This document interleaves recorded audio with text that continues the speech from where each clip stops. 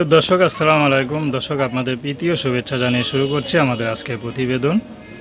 তো দর্শক দেখতেই পাচ্ছেন আমাদের সামনে এক আপু বসে আছে, আমরা তার জীবনের গল্পটা শুনবো।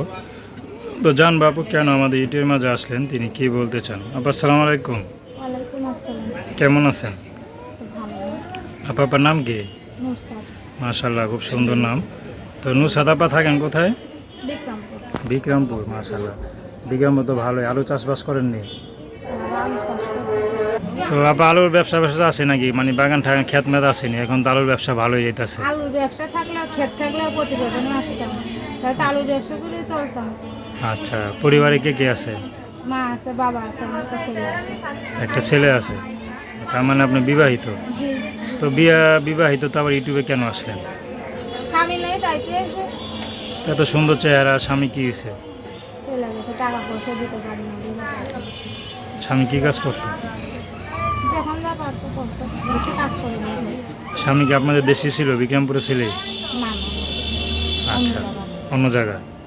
আচ্ছা, তো কতদিন সংসার করছিলেন? এক বছর, মাত্র এক এক বছর বছর। হইল। সংসার হয়নি, বেশি মানে টাকা পয়সা চাইতো তো দিতে পারি না, দেখা একটু তালাক দিয়ে দেয়। তো এখন কি জন্য আসলেন? এখন আসছে ভাই, মানে যদি একটা ভালো একটা মানুষ পাই, বিয়ে শাদি করে টাকা পয়সা না চায়, সেরকম একটা লোক পাইলে বিয়ে শাদি বসে, টাকা পয়সা লাগবো না, মানে আমাদের সারা জীবন আমার পাশে থাকলেই হইব। আচ্ছা, সে যদি আপনার মতো বিবাহিত হয়, তার ঘরে বউ বাচ্চা থাকে? সেটা হলে আরও ভালো ভাই, কারণ অবিবাহিত লোকরা তো বিয়ে করবে না।